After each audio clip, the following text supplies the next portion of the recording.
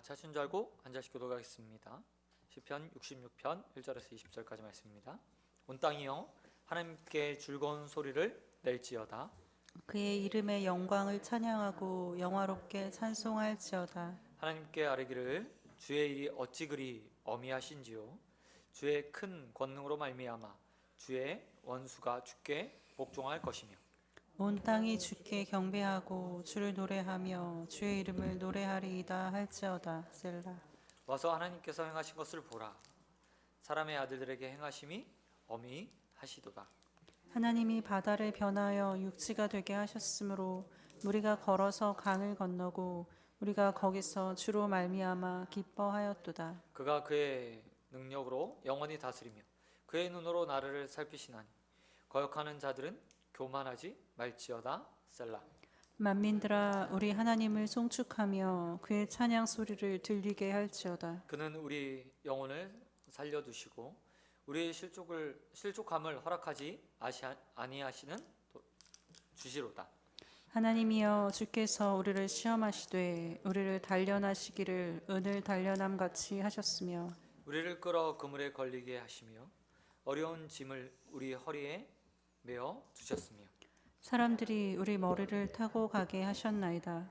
우리가 불과 물을 통과하였더니 주께서 우리를 끌어내사 풍부한 곳에 들이셨나이다. 내가 번제물을 가지고 주의 집에 들어가서 나의 서원을 주께 갚으리니 이는 내 입술이 낸 것이요 내 환난 때에 내 입이 말한 것이니이다. 내가 순양의 향기와 함께 살찐 것으로 주께 번제를 드리며 수소와 염소를 드리리다.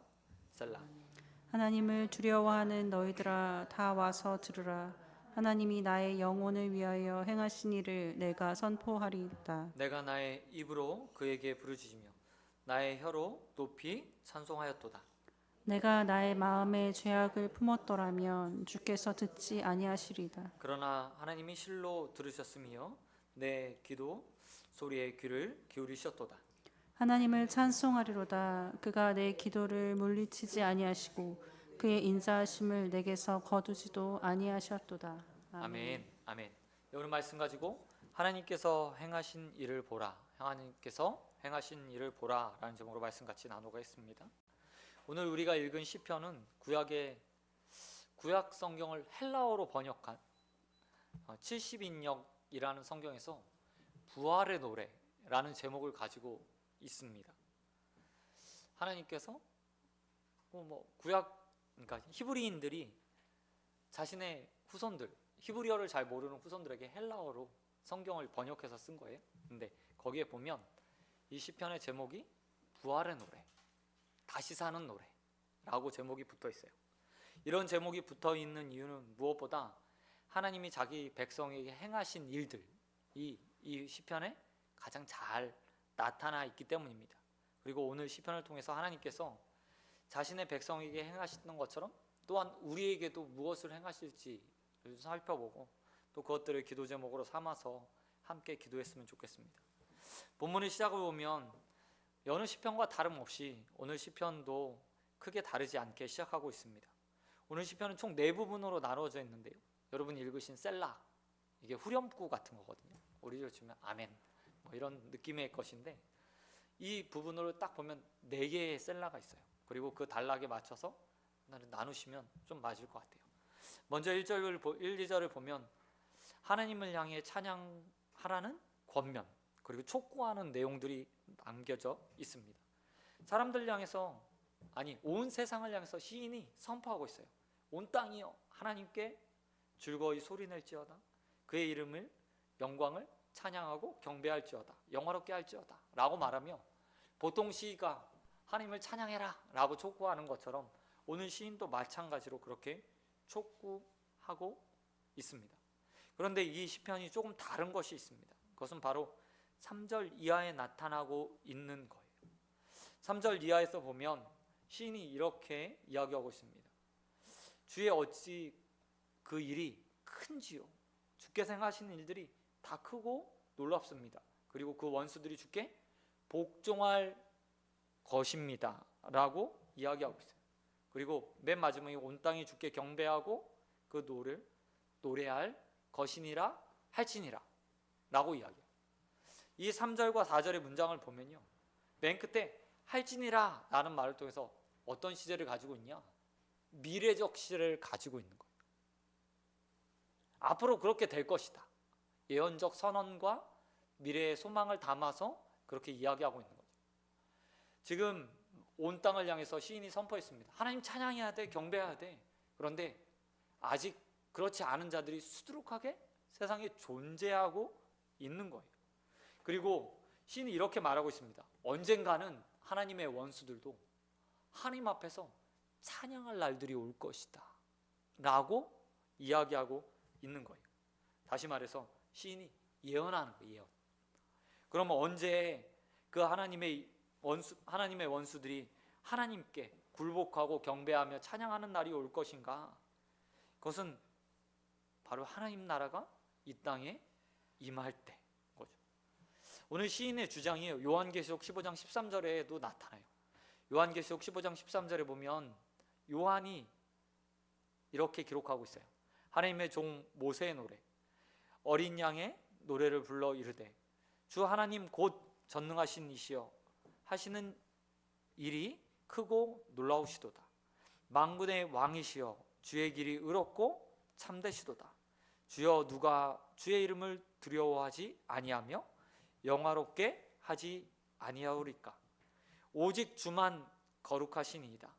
주의 의로우신 일이 나타나며 만국이 와서 주께 경배하리이다 하더라 라고 요한이 기록하고 있는데요, 이게 뭐냐면 하나님 나라가 이 땅에 임하고 나면 모든 사람들이 하나님 앞에 와서 하나님 앞에 찬양 드리는 찬양의 내용을 담고 있는 거예요. 요한의 기록에 보면 모든 나라가, 모든 왕들이, 모든 만국의 왕들마저도 하나님 앞에 나와서 하나님은 영화로우신 분이라고 찬양할 때가 온대요. 근데 시편의 기자가요, 이 시편을 쓰면서도 요한과 같은 똑같은 마음을 가지고 지금 시를 쓰고 있는 거예요. 언젠가 하나님을 두려워하지 않는 하나님의 원수들, 그들마저도 하나님 앞에 찬양할 날이 올 것이다 라고 선언하고 예언하고 있는 거죠. 그리고 그 시인과 요한의 마음을요, 우리가 그대로 가지고 있어요. 이 땅에 살아가는 성도들에게 있어서 시인의 마음을 갖는 것, 그리고 요한의 마음을 갖는 것, 그리고 하나님께서 말씀하셨던 것처럼 하나님께서 영광받고 찬양 받으실 그날을 사모하는 것, 그것이 가장 우리에게 필요한 마음. 특별히 말세 지마를 사는 자들에게 있어서 하나님 나라가 이 땅에 임해 우리의 왕이 되어주시고 우리의 찬양을 받으시고 원수를 굴복시켜 그 발 아래 꿇어 엎드리게 하시고 영광을 받으시는 하나님에 대한 기대, 그것이요 가장 필요한 거지. 그리고 그때 우리의 삶이 완전하게 역전됩니다. 저는 오늘 시인이 그렇게 소망했던 것처럼, 그리고 예언했던 것처럼 그 삶이 저와 여러분의 살아있는 동안 속히 임하게 되는 은혜들이요 있었으면 사실 좋겠어요. 많은 성도들이 오랜 시간 소망했거든요. 오고 간 많은 성도들이 그날을 사모했어요. 근데 2000년이 지난 지금도 아직도 말세지마를 계속해서 성도들은 살아가면서 그날을 사모하고 있거든요. 저와 여러분도 그날을 사모할 수 있게 되길 소원드립니다. 그리고 그날이 우리에게 기쁨이 되는, 영광이 되는 날이잖아요. 우리가 하나님께서 영광 받으시는 것, 원수들에게서마저도 찬양을 받으시는 그날을 사모하는 이유가 뭐예요? 그날이 우리의 삶에 가장 좋고 선한 날이 될 것이기 때문이죠. 우리 이 땅에 살아가면서 얼마나 많은 고통과 어려움들을 당합니까? 기도의 많은 제목들을 가지고 살아갑니까? 삶의 부족함으로 인해서 얼마나 어려움들을 많이 당하고 있습니까? 고민하고 낙심하고 또 낭망할 때도 많이 있잖아요. 제가 이번에 그냥 집을 매매하는 동안에 이게 없다는 게 이렇게 불편한 거구나, 돈이 좀 부족하다는 게 이렇게 힘든 거구나 라는 걸요 좀 많이 느꼈어요. 이게 잘 안 되니까, 생각처럼 되지 않으니까, 그리고 사실 볼 수 있는 집들도 얼마 안 되니까 고민 너무 많이 되는 거예요.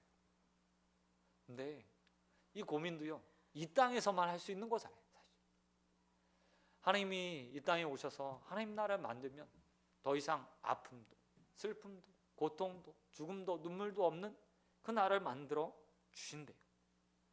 성도가 그 나라를 사모하는 것, 그것만큼 소망이 되는 일은 없습니다. 그러기에 저와 여러분이 오늘 시인처럼 주님께서 그렇게 영광 받으실 것이다 라고 예언했던 것처럼 그날이 속히 오기를 사모하고 또 기도하고 기대하는 자들이 되어지길 우리 주님 예수 그리스도의 이름으로 축원드립니다. 그런데 시편 기자가 이렇게 예언의 성격을 가지고 찬양하는 것만 아니라요, 보니까 그들의 삶에 행하셨던 일들도 오늘 보여주고 있어요. 소망을 가질 수 있는 이유가 있는데요, 그게 뭐냐면 그것에 확실한 표징, 증거가 있기 때문이에요. 하나님에 대한 기대를 가질 수 있는 이유가 뭐냐? 하나님이 살아계시다는 것이 이미 증명되었기 때문이에요. 오늘 시인이요, 그 증명되었던 사건을 우리에게 보여주고 있어요. 5절에서 시인이 이렇게 말합니다. 야, 와서 하나님께서 행하신 것을 보라.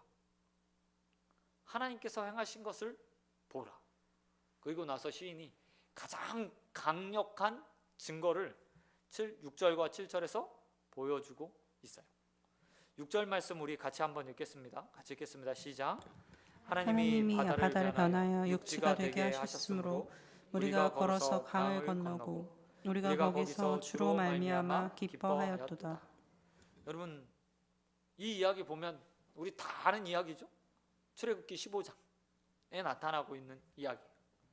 이스라엘 백성들이 홍해를 건너고 나서 하나님을 향해서 찬양했던 그 순간을 딱 보여주고 있는 거예요. 그리고 이것이 하나님이 살아계신 증거의 가장 강력한 증거라고 시인이 말하고 있어요.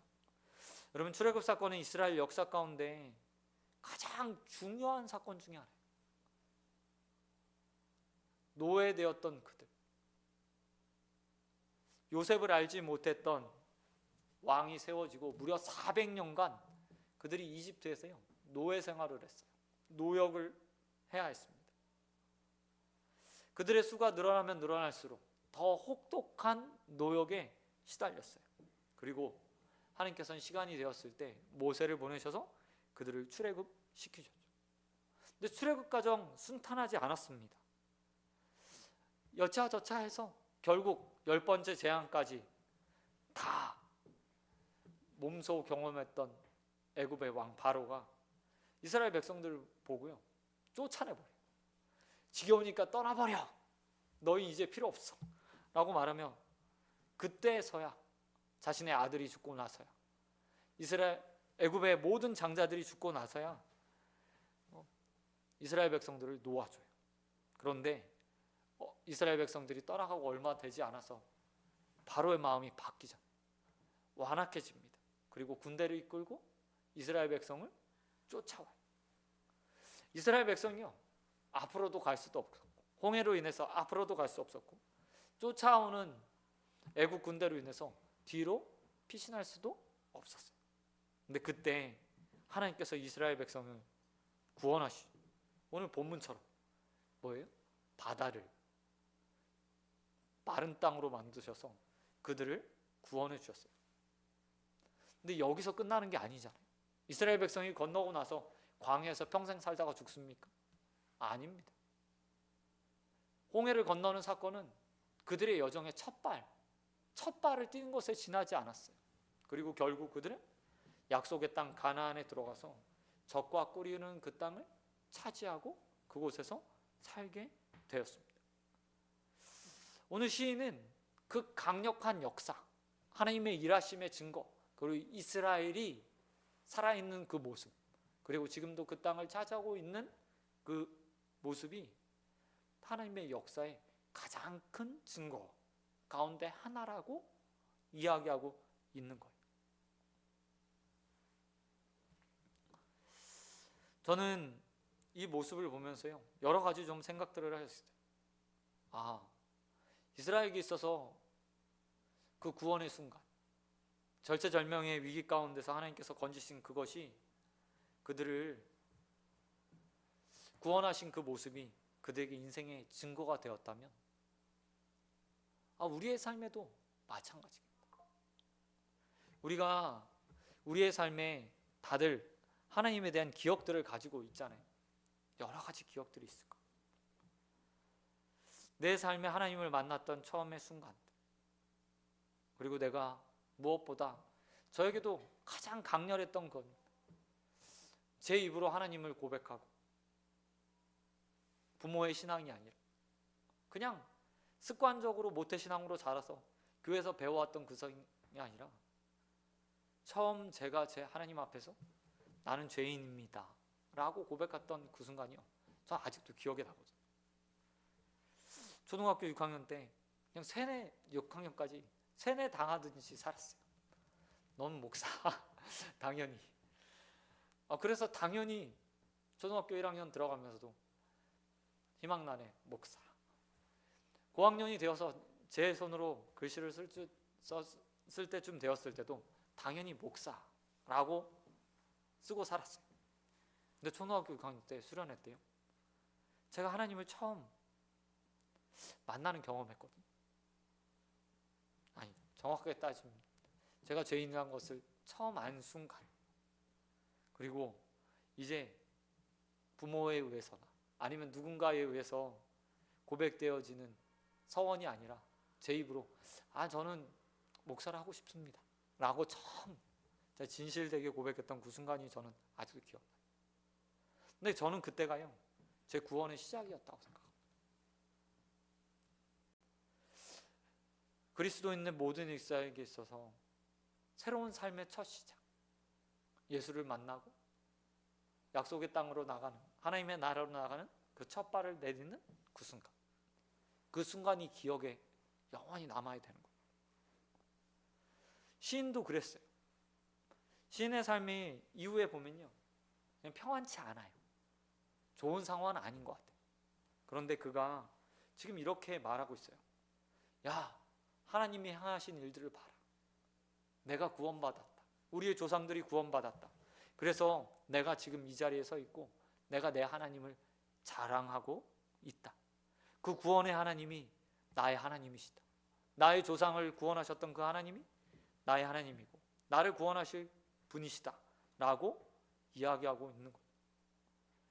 저도요, 그리고 여러분도 그와 같이 구원의 하나님을 경험하고 시인처럼 고백할 수 있는 자들이 되었기를 소원합니다. 많은 사람들이 하나님 어떻게 증거하죠? 어떻게 하면 전도할 수 있을까요? 라고 이야기할 때가 있어요. 어떤 사람들은 우리 교회가 좋아요, 어떤 시스템을 가지고 있어요, 아니면 목회자가 좋아요, 어떤 설교가 좋아요, 아니면 우리 찬양이 좋아요 라고 이야기를 해요. 그러나 모든 성도들에게 있어서 제일의 자랑거리는요, 나를 구원하신 하나님이에요. 오늘 시인처럼 바다를 육지로 만드셔서 건너게 하시며 구원하셨던 하나님, 예수를 몰랐던 나를 복음으로 초대해 주셔서 예수 믿게 하시고 지금 이 자리에 앉아 계신 그 하나님, 그 하나님이 바로 증거의 대상이고 우리가 증거해야 될 유일한 증거입니다. 사랑하는 성도 여러분, 우리의 삶에 이런 간증들이 넘쳐날 수 있게 되길 소원드립니다. 누군가 넌 왜 하나님 믿어? 라고 이야기한다면 당연히 우리도 오늘 시인처럼 그 하나님이 날 구원해서, 그 하나님이 나를 사망에서 건져서 생명으로 옮겨 주셨기 때문에, 예수 십자가를 통해서 죄인된 나를 의인으로 만들어 주셨기 때문에 라고 입을 크게 열어 증거할 수 있는 자들이 되길 소원드립니다. 뿐만 아니라 많은 사람들에게 그 하나님, 구원의 하나님을 와서 보라 라고 증거하는 일에 쓰임받는 입술이 되길 우리 주님 예수 그리스도의 이름으로 축원드립니다. 그런가 하면 오늘 시인이 또 다른 시편에서 또 다른 의미들이 담겨 있는 것을 볼 수 있습니다. 총 네 부분의 세 번째 부분 8절부터 12절까지 보면 시인의 초대를 받았던 사람들이요, 열방을 향해서, 온 땅을 향해서 선포했잖아요. 그리고 그 이야기를 들었던 자들이 와서 이제 그들의 입으로 하나님을 증거하는 내용이요 8절부터 12절까지 기록되어 있어요. 다른 말로 이야기하면 회중이, 이제 시인의 초대를 받았던 회중이 와서 함께 자신의 하나님을 고백하는 거예요. 그런데 그 하나님이요, 고백하고 있는 그 하나님의 모습이요 좀 우리가 상상했던 것과는 좀 달라요. 10절에 보시기 바랍니다. 10절에서 이렇게 말하고 있습니다. 하나님이여 주께서 우리를 시험하시되 우리를 단련하시기를 은을 단련함과 같이 하셨으며 11절에선 우리를 끌어 그물에 걸리게 하시며 어려운 짐을 우리 허리에 메어두셨으며 12절에서는 우리의 머리를 타고, 사람들이 우리의 머리를 타고 가게 하셨나이다. 우리가 불과 물을 통과하였더니 라고 말하며 하나님이 마치 자신들을 괴롭히는 하나님, 고통 주는 하나님처럼 표현하고 있어요. 여러분, 은을 단련하기 위해서 용광로에 넣잖아요. 아니면 불무에 넣잖아요. 불순물을 온전히 빼기 위해서요, 1000도 2000도 가까운 불로요 재련을 해. 그리고 나서 그걸 꺼내서 어떻게 해? 더 불순물을 빼기 위해서요 망치질해요. 두들겨요. 그러면 정금 아니면 수는이 딱 되거든요. 근데 하나님이 그런 분이라고 이야기하고 있는 거예요. 우리를 시험해서 단련시키는 하나님. 11절에서는 우리를 끌어다가 어떻게 해요? 그물에 걸리게 한대요. 때로는 우리에게 허리에 무거운 짐을 지우셔서 무겁게, 내 인생을 무겁게 하시는 분이라고 이야기하고 있어요. 어떤 때는 사람들이 우리의 머리를 타고 가게 하셨나이다 라고 말하는데, 이 뭐냐면 노예 생활하게 했다, 포로 생활하게 했다, 나를 다른 사람의 발 아래 납작 엎드리게, 굴욕적이게 만들었다 라는 표현이에요. 하나님을 믿으면서 누가 이런 하나님을 원해요? 사실 그렇죠. 인생에 있어서 다들 하나님을 믿으면 복 받기 원하고 잘 되기 원하고 문제를 해결받기 원하잖아요. 근데 시인들이 고백하고 있는 하나님은 그런 하나님이 아닌 거예요.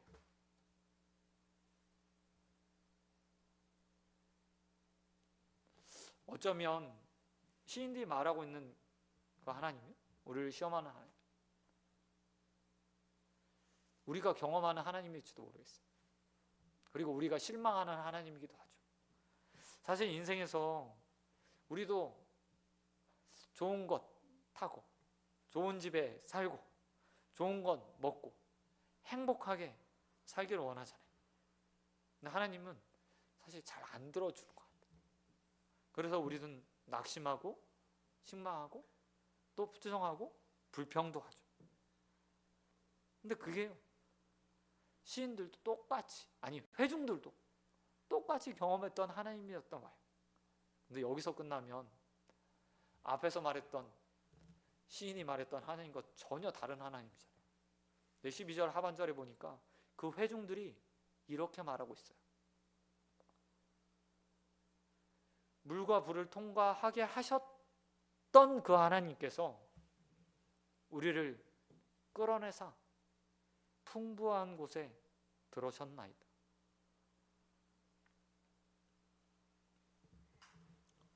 결국 모든 시험이 끝나고 어디에 갔어요? 풍성한 곳, 좋은 곳, 젖과 끓이는 곳. 시편 23편에서 시인 다윗이요, 목동일 할 때 경험을 살려서 하나님을 잘 표현해주고 있잖아요.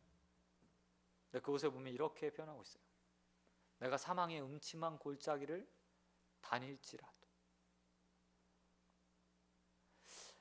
목동일 하다가 양을 푸른 풀밭, 쉴만한 물가로 인도하기 위해서 항상 좋은 초원만 다니는 게 아니잖아요. 때로는 산, 계곡을 넘기도 하고 골짜기를 건너가야 하기도 하고 해야 돼요. 근데 음침한 골짜기라는 것이 그런 거예요. 어떤 산을 넘거나 계곡을 넘어서 가야 되는데 가장 빠른 길을 선택해야 돼요. 산을 뺑뺑 돌아가면 너무 오래 걸리니까 산과 산 사이, 아니면 바위와 바위 틈 사이, 그걸로 지나가는 거예요. 근데 그런 곳에는 해가 들 때 뭐가 생겨요? 그늘이 져요. 양들이요, 그것을 통과하는 걸 굉장히 두려워한대요. 어두워져서. 양들이 안 가고 머뭇머뭇 거리잖아요.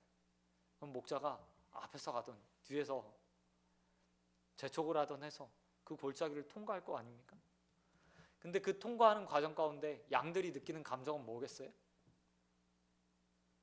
처음 자신의 눈으로 보는 그대로 두려움, 어려움, 고난. 내 목자는 왜 이런 데를 날 해서 날 왜 힘들게 만들지? 라고 생각해요. 하지만 목자가 결국 이끄는 곳은 어디예요? 푸른 풀밭, 쉴만한 물가.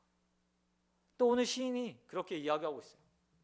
내 인생을 살아보니 내 삶에 많은 어려움들이 있었다.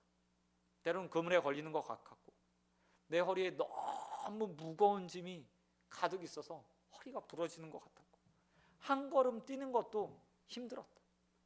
때로는 왜 내가 이렇게 다른 사람들을 앞에서 머리를 조아리고 굴욕적으로 살아야 되나? 라는 느낌을 받은 적도 있었다. 그런데 결국 내가 누린 것은 주께서 나를 이끄셔서 풍성한 곳에 안착하게 하셨구나 라고 시인이 고백해요. 저는 저와 여러분이 그런 경험들을 할 수 있게 되길 소원합니다. 천국 가면 당연히 하나님 나라에 이 땅에 임하면 그날은 그거 누리겠죠. 그런데 이 땅에서 그런 은혜들을 누렸으면 좋겠어요. 우리가 늘 주기도면서 고백한 것처럼 일용한 양식이 있는 삶, 풍성함이 있는 삶, 내가 수고하고 땀 흘린 것만큼 내 손에 쥐는 삶, 누구에게 꾸어질지언정 꾸지 않는 삶, 살게 되기를 원합니다. 그리고 그런 삶을 위해서 우리가 해야 될 것이 있어요. 신이 뭐라고 이야기하면 20절에 이렇게 말해요. 내가 내 기도를 물리치지 아니하고 그의 인자하심을 내게서 거두지 아니하셨도다. 뭐예요? 하나님 앞에 기도했더니 하나님이 응답해 주셨더라. 삶의 문제 가운데 성도가 해야 될 것, 위기 가운데 해야 될 것, 나의 원수들 앞에서 내가 해야 될 것, 그건 내 힘으로 대항하거나 싸우거나 분쟁하거나 다투는 것이 아니라 뭐 하는 거라고 이야기하냐면 기도하는 거예요.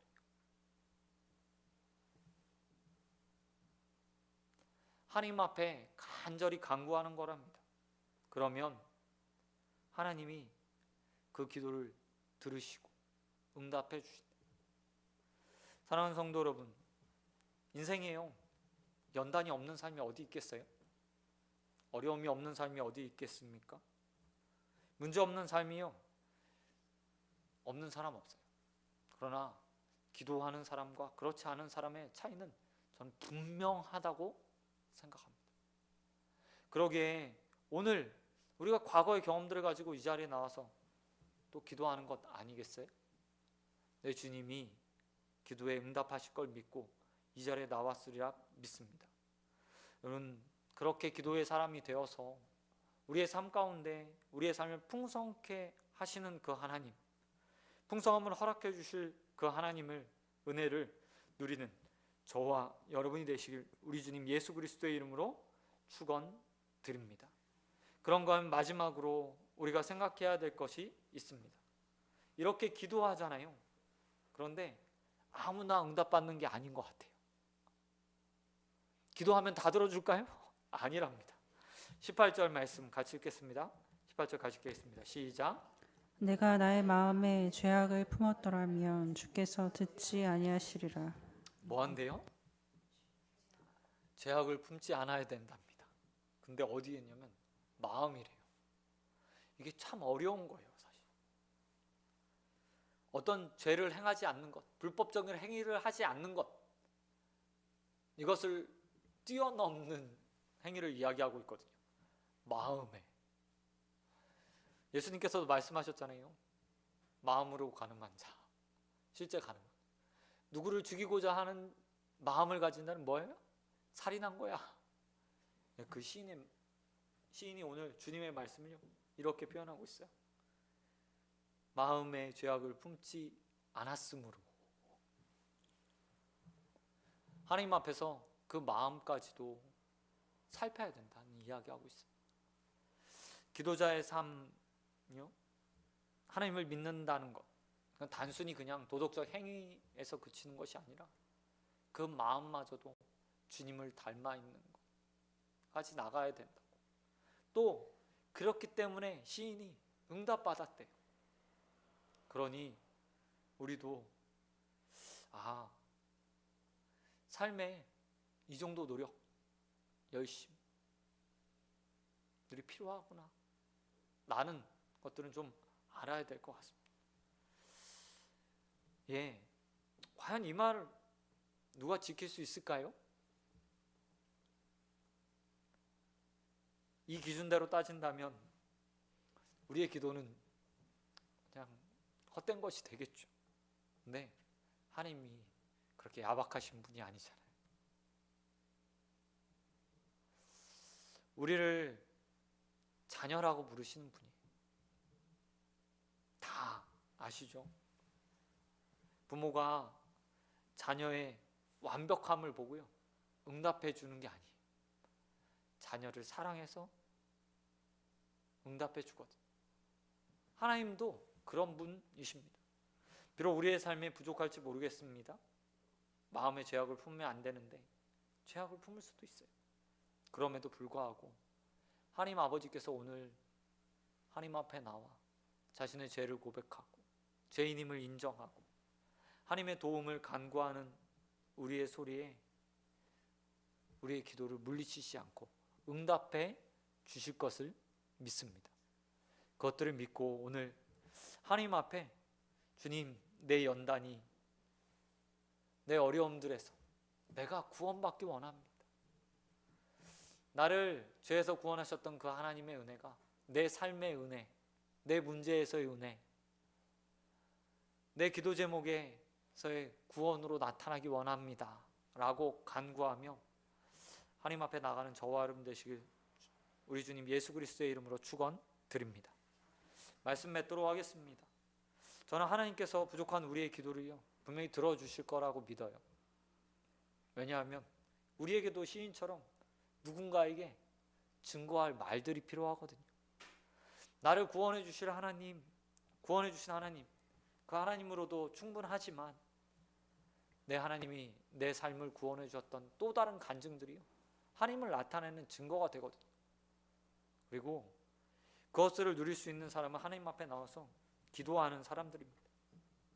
여러분, 기도로 우리 하나하나 하나님에 대한 기록들을 남겼으면 좋겠어요.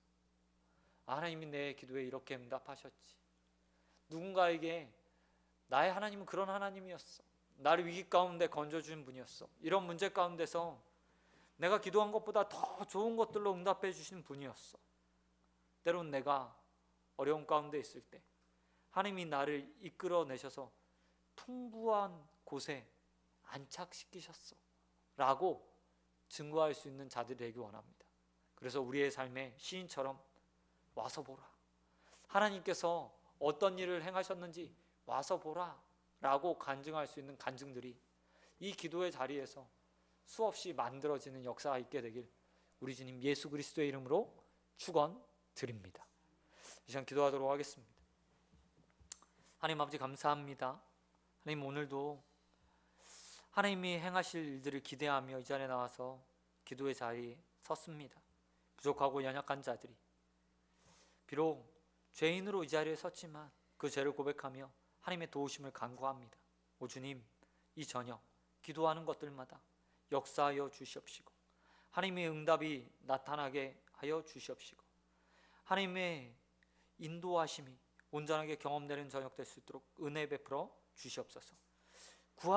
구하는 것보다 더 좋은 것들로 주시는 하나님이 하나님 체험되는 시간 되길 소원합니다. 기도의 응답이 있게 하여 주시옵시고 또 간증이 되어 많은 사람들에게 하나님을 증거하는 일에 우리 모두가 쓰임받을 수 있도록 은혜 베풀어 주시옵소서. 모든 믿사오며 우리의 기도 가운데 물리치지 않으시고 응답하실 우리 주님 예수 그리스도의 이름으로 기도드립니다. 아멘. 아멘.